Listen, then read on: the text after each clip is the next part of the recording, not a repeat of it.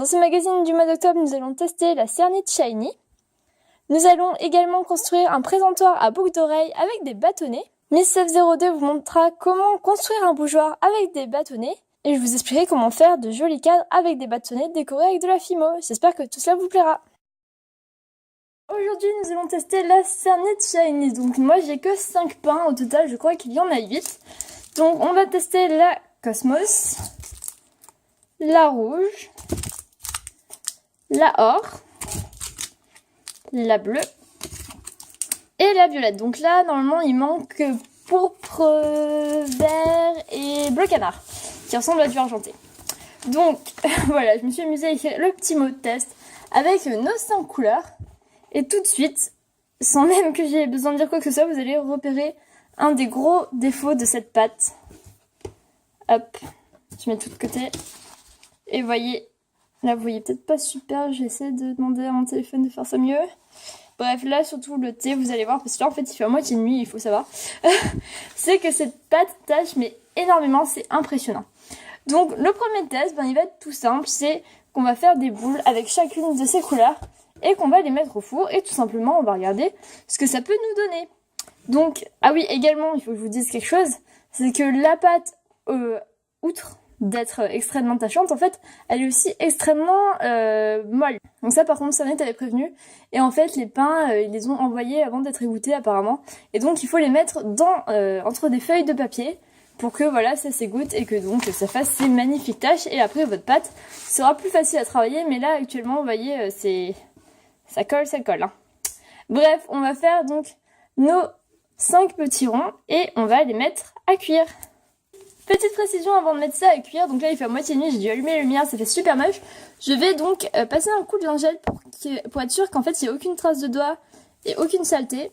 Attendez, j'ai mélangé les couleurs, c'est n'importe quoi. Hop, hop, voilà.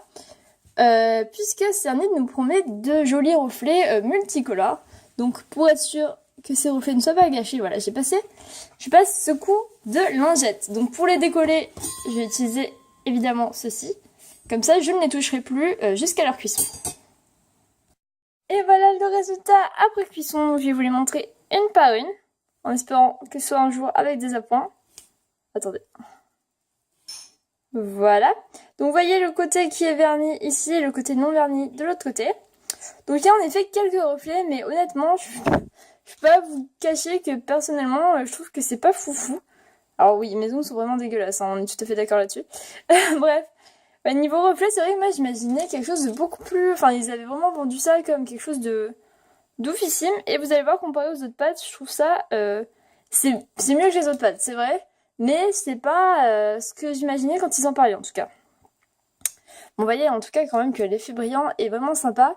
Et que les couleurs après cuisson sont vraiment identiques à celles avant cuisson. Voilà, donc je vais vous montrer maintenant. Alors ça, nous sommes d'accord que c'est de la Cernite qui est censée être or. Alors bien sûr qu'avec la pointe, ça ne marchera pas. En shiny. Et donc je vais vous montrer en fait la glamour, qui est censée être bronze, mais qui en fait a la même couleur que la shiny or. Donc voici la Cernite glamour bronze. Donc pareil, un côté verni, un côté non verni. Et la Cernite shiny, pardon, couleur or. Attendez, j'arrive à choper le côté non verni. Vous voyez que la différence elle est pas ouf. Donc là en effet il y a des petits points pailletés qui bougent pas. Là il y a plus de reflets. Mais bon. Ça, c'est plus réaliste, on est d'accord, mais je trouve que c'est pas foufou, personnellement. Voilà, ensuite, on a de la Fimo rouge. Fimo Effect rouge. Donc voilà, avec... bon, lui, il brille pas trop, je sais pas ce qui s'est passé. Et donc là, Shiny rouge, donc il brille un petit peu plus.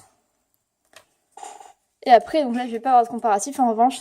Je voulais juste vous montrer, par exemple, voilà, la Ascent Prémo. Qui, je trouve, a par contre le même effet que Cernite. Suivant l'angle, c'est pas pareil. Enfin, je trouve que ça se rapproche vraiment finalement. Là, la Shiny, pour moi, c'est pareil que la Primo Ascent. Voilà, et donc après, c'est une dernière teinte de Cernite Glamour, également comme le bronze. Mais que je trouvais aussi qu'il y avait un effet un peu sympa, c'est la dorée qui est mon préféré. J'espère que ce test vous aura plu. Pour l'astuce de ce mois-ci, nous allons apprendre à faire un support boucle d'oreille en bâtonnet. Alors c'est tout simple, vous allez voir, et je trouve ça super pratique si on n'a pas de support, enfin de porte-bijoux, et qu'on a envie de faire un truc sympa avec des objets du quotidien. Pour cela, vous aurez besoin de 10 bâtonnets, donc 2 pour les côtés, 5 là, et un qu'on va couper en 2 pour caler. Vous aurez également besoin d'un pistolet à colle ou de colle forte, et éventuellement de washi tape, parce que là j'ai envie de colorer les bandes sur ce nouveau support de bijoux. Alors prenez le bâtonnet que vous devez couper en 2 et vous allez donc le mesurer. Donc là il fait 9 cm, donc 9 cm divisé par 2 ça nous fait du 4,5. Donc là je viens de faire une marque, si vous avez un stylo c'est mieux, hein, mais là en l'occurrence comme je n'en ai pas. Vous allez prendre des ciseaux ou une pince coupante et vous allez venir sectionner votre bâtonnet. Hop. Comme ceci. Et vous allez ensuite venir coller les côtés, comme vous pouvez le voir ici.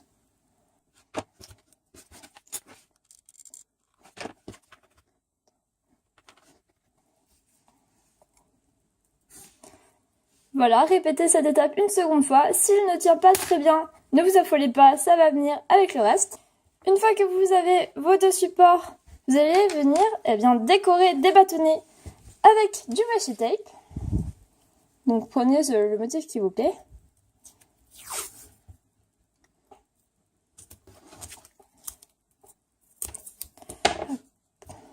Donc moi je mets que d'un côté, mais si vous voulez mettre des deux, vous pouvez évidemment.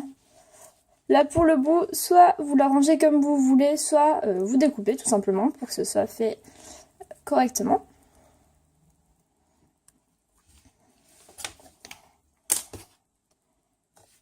Voilà ce que ça vous donne. Donc moi j'ai décidé d'alterner du fabric tape et du washi tape. Donc on va ensuite venir coller celui qui est tout en haut et celui qui sera tout en bas.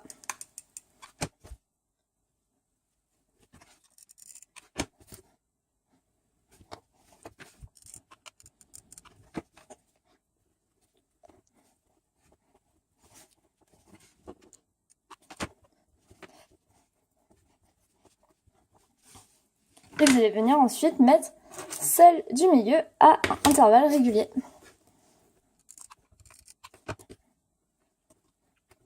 Voilà le résultat, vous n'avez plus qu'à venir y déposer vos boucles d'oreilles préférées.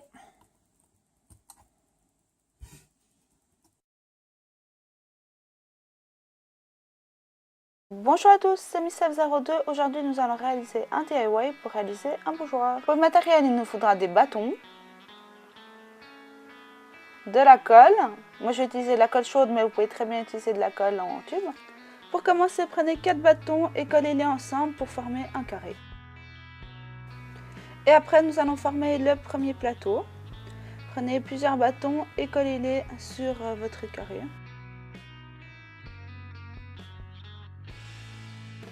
Nous venons de réaliser notre support pour notre bougeoir. Maintenant, prenez un bâtonnet et collez-le à plat sur votre bougeoir.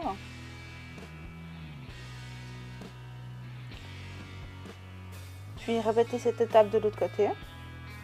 Puis prenez un autre bâtonnet et collez-le vertical.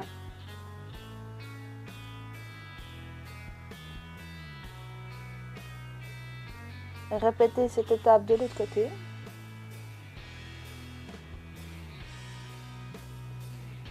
Puis prenez un autre bâtonnet, mais collez-le à plat. Puis répétez ces étapes une dizaine de fois pour former votre bougeoir.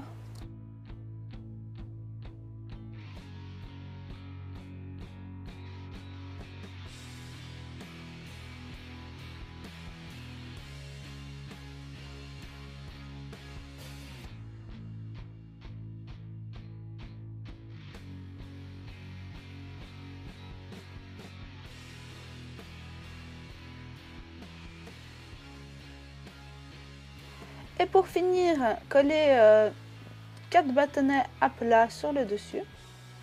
Et voilà, le DIY est terminé. Nous avons réalisé un bougeoir avec des bâtons.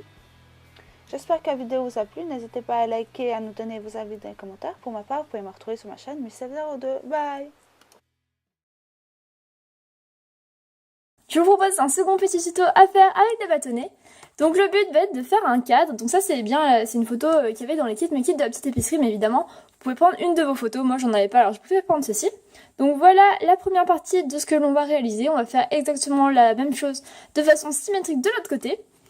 Pour réaliser ceci, vous aurez donc besoin d'une photo, de 4 bâtonnets, d'un scalpel, d'une canne, mais ça c'est facultatif, hein, c'est pour éventuellement faire les petites étoiles comme ceci, d'un objet pour texturer, donc ça peut être ça ou ça peut être un cure-dent, d'un petit dotting tool, mais pareil si vous avez juste un cure-dent comme ceci, ça peut fonctionner, et puis de pain de cernite de différentes couleurs. Donc vous voyez, moi j'avais pas d'ocre en cernite, du coup j'ai pris de la vieille Fimo, mais ça fonctionne même si c'est pas le même exactement les mêmes indications de cuisson.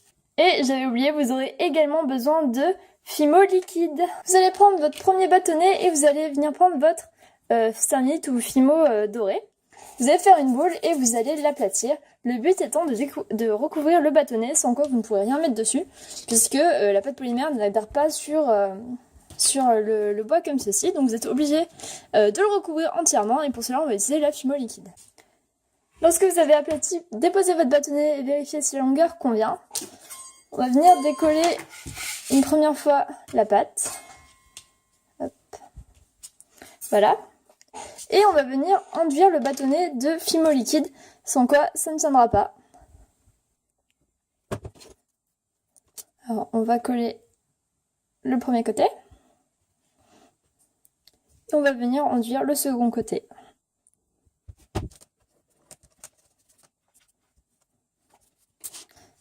Ensuite, on va venir rabattre la pâte, tout simplement. Là, il faut faire bien attention aux bulles. C'est vraiment délicat comme étape et ça prend pas mal de temps de tout éliminer et éventuellement de remplir les trous. Et voilà, donc ça prend un peu de temps de tout enlever. Il faut que ce soit relativement plat des deux côtés puisque sinon ça va faire des bosses. Sur la photo, c'est pas terrible. Donc là, c'est un petit peu bombé, mais ça va. Vous voyez, moi, je repasse au rouleau comme ceci. Et voici le résultat. Donc c'est pas très grave si le dessous est pas terrible, de toute façon vous ne le verrez pas. Alors là vous pouvez texturer ou non, je vous conseille de texturer, moi je l'ai pas fait parce que en fait, lorsque j'avais testé sur la pâte non cuite, ça rendait pas très bien, mais après cuisson vous voyez que ça fait, je trouve que ça fait pas mal. Alors je ne sais pas de quel côté est mon objectif, il est de l'autre côté évidemment. Hop, on va pas faire d'appoint aujourd'hui. Non, ça y est, il va faire la tête. Non, bon, aujourd'hui ce sera une journée sans appoint, selon mon téléphone. Très bien. Donc une fois que c'est fait, on va passer à la décoration. Donc on va commencer par faire le petit crabe.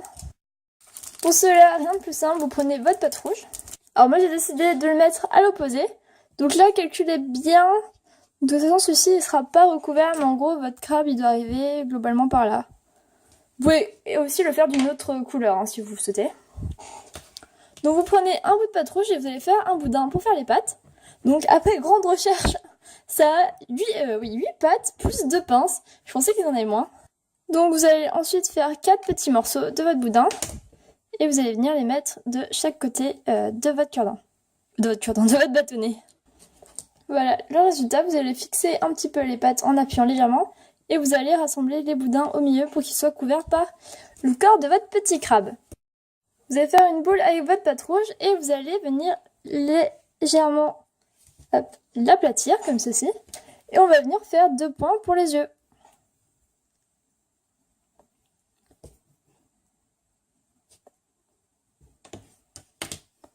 Voilà, vous allez refaire un peu la forme ronde. Et vous allez donc venir rajouter les yeux dans les petits trous que vous venez de faire. Hop. Voilà, et vous allez venir voir si l'emplacement convient. Donc moi, je vais l'aplatir un petit peu plus. Hop. On va à présent venir faire les pinces. Vous allez faire 2 boules de la même taille que vous allez venir faire un peu en mode... vous allez un petit peu former un cône. Et appuyer, hop. On va venir rapetisser un peu par ici. Et avec votre scalpel, vous allez venir couper un triangle pour faire les pinces, tout simplement.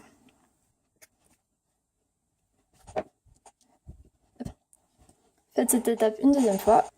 Disposez votre petite pince et vous n'avez plus qu'à ajouter votre crabe. Donc moi, je vais mettre un point de Fimo liquide pour être sûr qu'il adhère bien.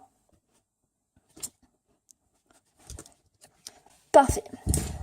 On va à présent passer au coquillage. Pour ceci, vous allez prendre votre cernite vanille. Comme toujours, vous faites une boule et vous allez venir pincer les extrémités et aplatir un petit peu tout ça. Donc là, c'est pas grave s'il est un peu trop en forme de goutte, parce que de toute façon, on va venir hop, appuyer pour faire les rainures. Et on va faire des traits qui vont se raccorder aux rainures qu'on a fait précédemment. Voilà ce que ça vous donne. Et on va passer à présent à l'étoile de mer. Donc vous allez prendre une boule de corail. Hop, on va l'aplatir comme ceci. Après ça c'est une technique, à vous de voir, mais moi c'est la technique que j'ai utilisée tout à l'heure. Hop. Donc voilà, ça doit vous faire une sorte de petite fleur comme ceci. Et après on va venir pincer et allonger chaque partie. Une fois que vous êtes satisfait de votre étoile de mer, vous allez venir faire des petits points jusqu'au centre. Et vous allez venir la déposer. Ensuite, ça c'est donc facultatif, mais je vais venir prendre ma petite canne et mettre 2 petites tranches au milieu pour décorer. On va passer maintenant au deuxième côté, donc le côté avec le ballon et la petite glace. On va commencer par faire le cône de la... Oula! On va commencer par faire le cône de la glace, donc vous aurez besoin de pâte ocre. Vous allez former le cône. Bon là je fais vraiment ça de façon rapido. Après si vous, évidemment vous avez des moules ou des plaques de texture spéciales, n'hésitez vraiment pas à les utiliser. Voilà, comme j'ai pas de plaques de texture, je vais venir faire des dessins vite fait. Bon, voilà, on est plus proche de la carotte. Mais globalement on va l'idée. Oui, on a un appoint.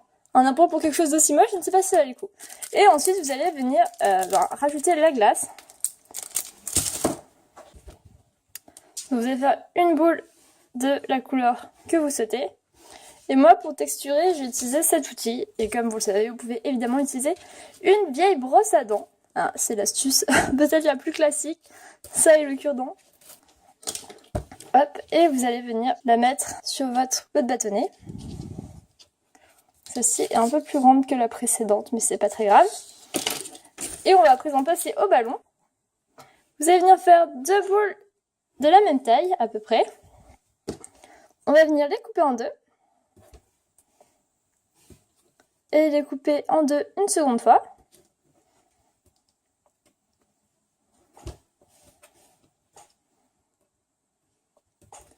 Et on va à présent les assembler en alternant rouge et vanille.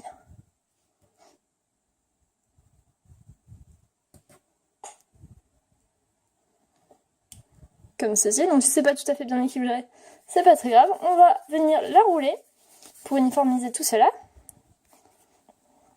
Et voilà votre ballon de plage. Comme tout à l'heure, je vais venir couper 3 tranches de canne que je vais venir placer en alternance.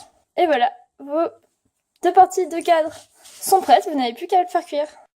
Et voilà le résultat après cuisson. Donc là, je n'ai pas verni, mais lorsque vous vernissez, eh bien ça rendra évidemment mieux. Donc là, j'ai collé derrière avec du scotch double face. Après, vous pouvez le coller sur un album ou sur vos murs, par exemple avec de la pâte à fixe, si vous avez de la bonne pâte à fixe. Donc voilà, j'avais bien envie de vous montrer quelque chose avec de la Fimo, mais évidemment, vous pouvez faire quelque chose de beaucoup plus simple avec du washi tape, par exemple. Donc là, j'ai fait un cadre vraiment très coloré. Donc cette image, vous la reverrez dans une prochaine vidéo, mais je n'en dis pas plus pour l'instant. J'espère que ce tutoriel vous a plu. Et voilà, c'est la fin du magazine du mois d'octobre. Merci à Miss02 pour le tuto qu'elle nous a proposé. J'espère que tout cela vous aura plu et que ces petites idées avec des bâtonnets vous auront inspiré. Aujourd'hui, je suis contente parce que j'inaugure mon nouveau trépied. C'est un petit peu moins artisanal qu'avant. Le thème du mois prochain, je ne suis pas encore décidée. Ce sera soit des choses pailletées, des poudres pailletées, des pâtes pailletées, des poudres irisées, des choses comme ça. Ou soit des choses en plastique fou. Je sais pas encore. En tout cas, si vous avez des idées, n'hésitez pas à les proposer en commentaire. Ou si vous avez envie de participer en proposant un tuto, une astuce, une nouveauté ou n'importe quoi, eh bien n'hésitez pas non plus à me contacter dans les commentaires. À la prochaine!